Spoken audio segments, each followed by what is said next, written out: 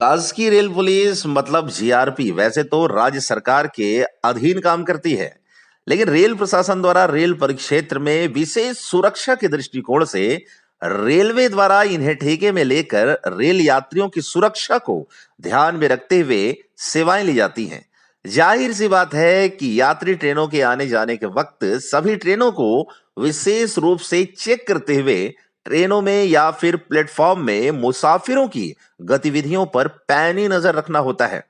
निसंदेह जीआरपी के जवानों द्वारा ट्रेनों के आने जाने के वक्त अपनी सेवाएं दी जाती होंगी, लेकिन क्या सभी यात्री ट्रेनों के आने जाने के वक्त उनके द्वारा प्लेटफॉर्म में उनकी तैनाती होती है या फिर महज उनके द्वारा खाना पूर्ति की जाती है? यह हम नहीं कह रहे हैं, बल्कि यह तो घटनाक्रम से ही और जीआरपी के जवान को सुनकर ही साधारण समझ में आ रहा है।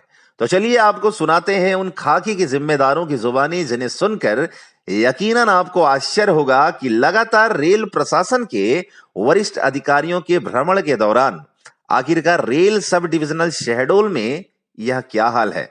सबसे पहले रेलवे सुरक्षा बल आरपीएफ शहडोल के उस जवान की बातें सुनिए जो ड्यूटी के वक्त प्लेटफॉर्म पर तैनात थे, और फिर सुनिए जीआरपी के उस जवान की बातें।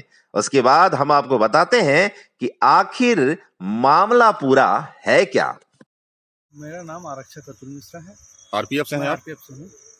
ये जब घटना घटित हुई उस वक्त आप यहाँ मौजूद थे या आपको जानकारी मिली तब यहाँ पास आप आए हैं? मैं जब ये उस समय संपर्क क्रांति आई हुई थी, जिसको चेक करते हुए आगे की तरफ जा रहा था, तो मेरे को अपनी पोस्ट से फ़ोन आया कि मतलब B4 में एक मतलब व्यक्ति जो है उनकी तबीयत जो है सीरियस है, वहाँ जाके अटेंड करो। तब मैं यहाँ आके अटेंड किया। तो लगभग आप कितने बजे यहाँ टाइमिंग, आप कितने बजे उपस्थिति आपने यहाँ दर्ज कराई होगी? मैं बस लगभग यहाँ जस्ट गाड़ी आने के मुश्किल से 1 से 2 मिनट बाद। गाड़ी आने के 1-2 मिनट पहले, मतलब लगभग 7:30 बजे से आप यहीं हैं? जी जी जी। तब से लेकर अभी तक आप अब यहीं पे आप डटे हुए हैं? बिल्कुल जो है।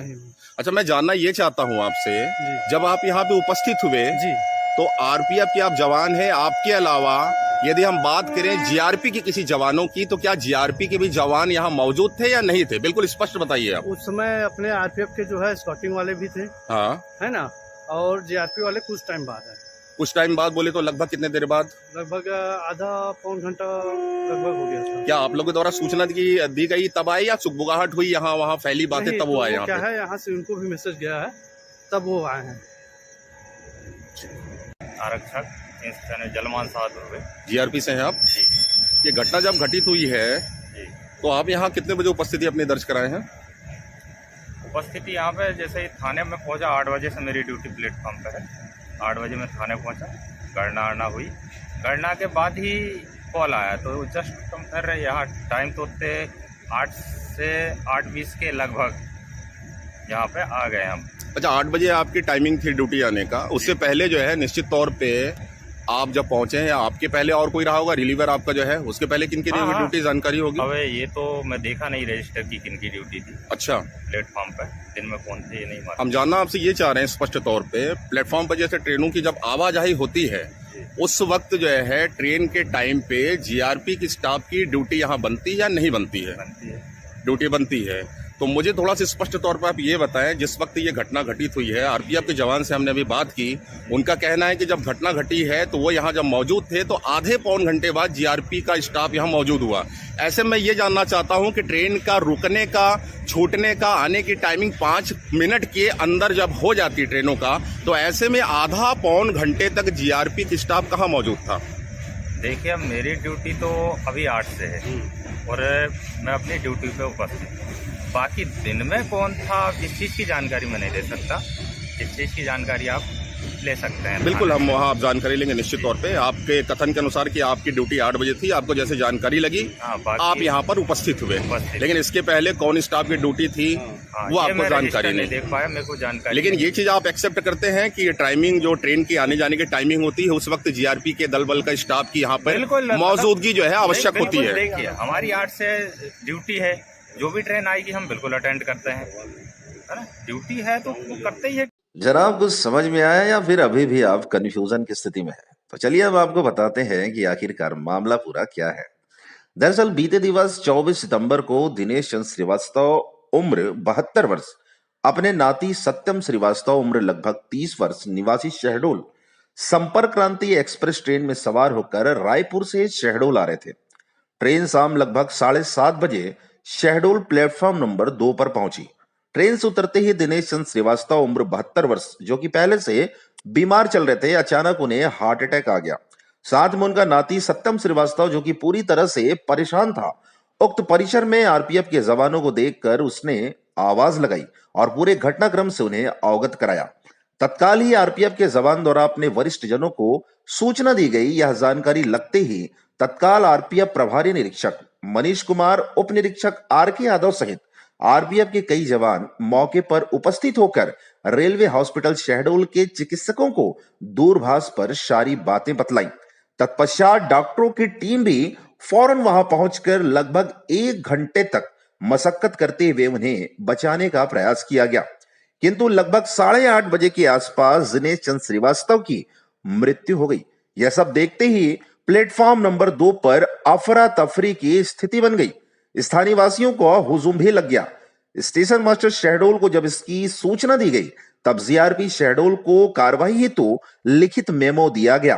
तत्पश्चात अग्रिम कार्रवाई हेतु जीआरपी के जवान भी वहां मौजूद होकर पंचनामा व अन्य फॉर्मेलिटीज पूरी करने में जुट गए। शासकीय फॉर्मेलिटीज पूरी करते हुए रात्रि के लगभग 10 साढ़े 10 बज गए। अब बारी थी कि डेड बॉडी को उक्त परिसर से सुरक्षित हॉस्पिटल तक ले जाने की, ताकि डेड बॉडी को फ्रीजर में रखने के उपरांत दूसरे दिन सुबह मृत्यु के उचित कारण हेतु व नियमता उनका पोस्टमार्टम कराया जा सके, जिसके लिए संबंधित विभाग से लगातार 2 घंटे तक जीआरपी द्वारा वाहन हेतु गुहार लगाई गई, किंतु 100 वाहन की व्यवस्था कर पाने में जीआरपी शहडोल ने आखिरकार अपने हाथ मृतक के परिजनों के सामने खड़े कर दिए और देखते ही देखते रात्रि के लगभग 12 से 12:30 बज गए। जब इसकी जानकारी आरपीएफ के प्रभारी निरीक्षक मनीष कुमार को लगी, तब जबकि अब पूरा मामला जीआरपी का था, बावजूद इसके उन्होंने मानवता का परिचय देते हुए तत्काल अपने किसी परिचित को फोन लगाते हुए 100 वाहन की व्यवस्था कराई और आखिरकार कुछ देर बाद डेड बॉडी को आरपीएफ, जीआरपी, मृतक के परिजनों सहित अन्य लोगों की मौजूदगी में 100 वाहन में जिला चिकित्सालय शहडोल के लिए रवाना किया गया। मामला यहां तक तो ठीक था, किंतु एक गंभीर सवाल यह खड़ा होता है कि ट्रेनों के आने जाने के वक्त जब जीआरपी व आरपीएफ के जवानों की तैनाती वहां आवश्यक होती है, तब घटनाक्रम के वक्त आरपीएफ के जवान जब वहां मौजूद थे, तब उक्त परिसर में जीआरपी के जवान आखिरकार कहां थे? स्टेशन मास्टर के द्वारा लिखित मेमो के माध्यम से जब जीआरपी को सूचना दी गई, तब जीआरपी के जवान उस परिसर पर पहुंचे जहां पर दिनेश चंद्र श्रीवास्तव मृत पड़े हुए थे। ऐसे में सहज ही अंदाजा लगाया जा सकता है कि उस ट्रेन के आने के वक्त यदि जीआरपी का कोई जवान वहां मौजूद होता, तो ऐसे में भला जीआरपी को किसी अन्य के माध्यम से यह जानकारी कैसे लगती? वैसे भी आरपीएफ व जीआरपी के जिन जवानों ने यह बात बतलाई है कि कौन कितने समय प्लेटफॉर्म पर मौजूद था, तो क्या इन बातों को ध्यान में रखते हुए रेल प्रशासन के वरिष्ठ अधिकारीगण व शासकीय रेल पुलिस जीआरपी शहडोल के उच्च अधिकारियों द्वारा इसकी जांच कराई जाएगी, या फिर अपने मातहत को बचाने की फिराक में उनके द्वारा भी गोलमोल बातें की जाएंगी, अथवा मामले को ठंडे बस्ते में डाल दिया जाएगा? साथ ही यह सवाल भी खड़ा होता है कि जब रात्रि के लगभग 10 साढ़े 10 बजे मृतक के पंचनामा सहित अन्य फॉर्मेलिटीज पूरी कर ली गई थी, तो फिर डेड बॉडी को लगभग 2 घंटे तक प्लेटफॉर्म में ही क्यों रखा गया? भारतीय रेलवे जो कि यातायात के दृष्टिकोण से देश का सबसे उत्तम व बड़ी व्यवस्था है, साथ ही दक्षिण पूर्व मध्य रेलवे जो प्रतिदिन करोड़ों अरबों रुपए की मुनाफा बटोरता है, ऐसे में बिलासपुर के बाद सब डिविजनल शहडोल को रेलवे हॉस्पिटल में क्या एक एम्बुलेंस व 100 वाहन की व्यवस्था नहीं होनी चाहिए, जिससे कि संबंधित विभाग से लगातार 1-1.5 घंटे तक विनती और प्रार्थना करने के बाद जब 100 वाहन की व्यवस्था जीआरपी ने नहीं करा सका, अंततः समाज सेवियों के शरणागत होना पड़ा। हालांकि वे समाज सेवी साधुवाद के पात्र हैं और खासतौर पर घटना दिनांक के दिन जिन समाज सेवी ने 100 वाहन की उक्त सेवा दी, लेकिन प्रतिदिन करोड़ों अरबों रुपए कमाने वाली रेल सरकार के पास हर सुविधा साधन होने के बाद 100 वाहन जैसी व्यवस्था के लिए अपना दुखड़ा रोना यह निश्चित ही शर्म का विषय है। और इसी कारण से घटना दिनांक के दिन भी 100 वाहन के अभाव में डेड बॉडी लगभग 2-2.5 घंटे तक प्लेटफॉर्म नंबर 2 शहडोल में ही रखा रहा।